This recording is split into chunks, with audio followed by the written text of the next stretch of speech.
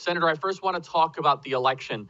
President Trump won the state of Wisconsin nearly by as much as you won your reelection, by the way. It was almost the exact same number. I was looking at it the other day. Unfortunately, Eric Hovde fell short, and there was definitely some unusual activity with late-night ballot dumping in Milwaukee. What is your reaction to the Eric Hovde race? It looked as if he was trending great, and then Milwaukee did what Milwaukee does. Your reaction, Senator Johnson? Well, first of all, that Tuesday night was triumphant when Wisconsin sank the putt that won the President's Cup for President Trump. So it was a lot of fun being there on the ground. We're the ones that put him over the top. And we were very hopeful with Eric Hovde.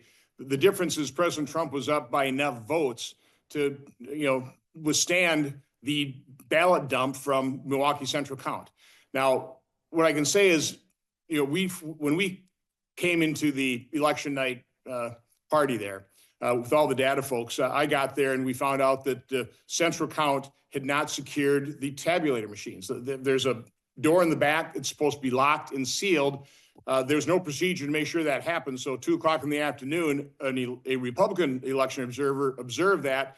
They stopped the counting. They'd already tabulated 30,000 ballots. They segregated those. So myself and the chairman of the Republican Party of Wisconsin went down there, talked to RNC lawyers, to our election observers, got a handle on what the situation was. We knew that as a result of that, it was going to take them longer and they were going to have a late night ballot dump. But I will say that our observers were very confident that the count was going to be accurate.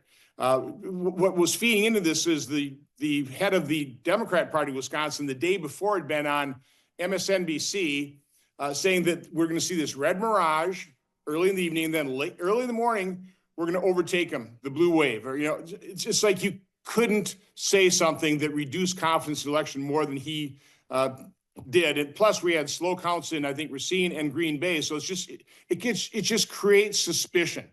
My concern, again, I think it was an accurate count. I think in the end, Eric Hovde realized, you could rerun the ballots. You're going to get the same count. The concern in Wisconsin is how many illegitimate votes are there? Were there illegal aliens? Have the Democrats developed a system for registering voters that either don't exist or voting for people that never vote? I mean, that we don't have a handle on that. And in order to challenge somebody, you've got to do it individually, individual registration by individual registration. It's almost impossible to do. So what we need to do is we need to do a post-election audit. I would love to have RNC lawyers pay attention to this because, Charlie, we've got a crucial Wisconsin Supreme Court election here in April that we must win. If we don't, the court is forever, in my lifetime, probably going to be led by radical left judicial activists, and we may never have an opportunity to win the 10 electoral votes in Wisconsin again or ever get a U.S. Senate seat. So it's crucial we understand what happened. We have wards that are voting at a higher, more than 100% versus registered voters, but we have same-day registration. So it's entirely possible, but we just never do the post-election audits in detail to determine, okay, these are the people that voted.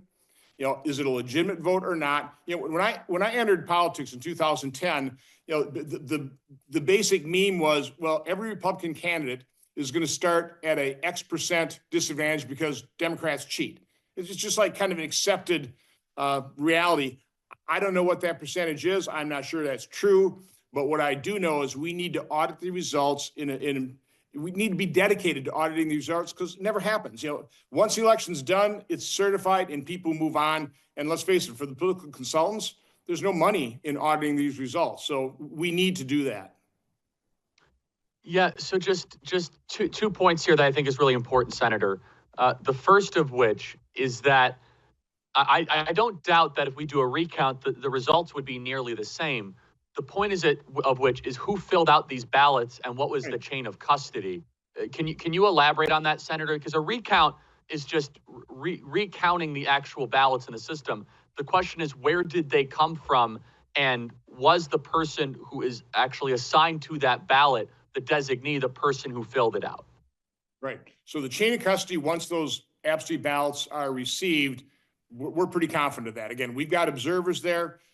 It worked in 2022. Again, the hiccup here was they didn't have the back of those tabulators sealed, so they had to start the process all over again. I made sure that they maintained the record of the 30,000 ballots to make sure those counts would be accurate. We haven't seen the results of that. But again, in the end, our observers believe that that was an accurate count and those ballots were accounted for. What we don't know is the person who filled out that absentee ballot, is that a legitimate voter? Is that an illegal alien using a driver's license in Wisconsin? Now, you can't really distinguish whether that's a citizen or not a citizen when they use that driver's license to register to vote. So that's the unknown. That's the thing that's very difficult to determine either before or after election. That's why we need to do a pretty detailed audit of these wards and take a look at, okay, who are the people that registered on the same day? Are those legitimate voters? And Charlie, you have to do that pretty fast because people move. So again, this is very difficult to really audit, really difficult to understand the truth, which is why in the end, you can commit fraud and not get caught.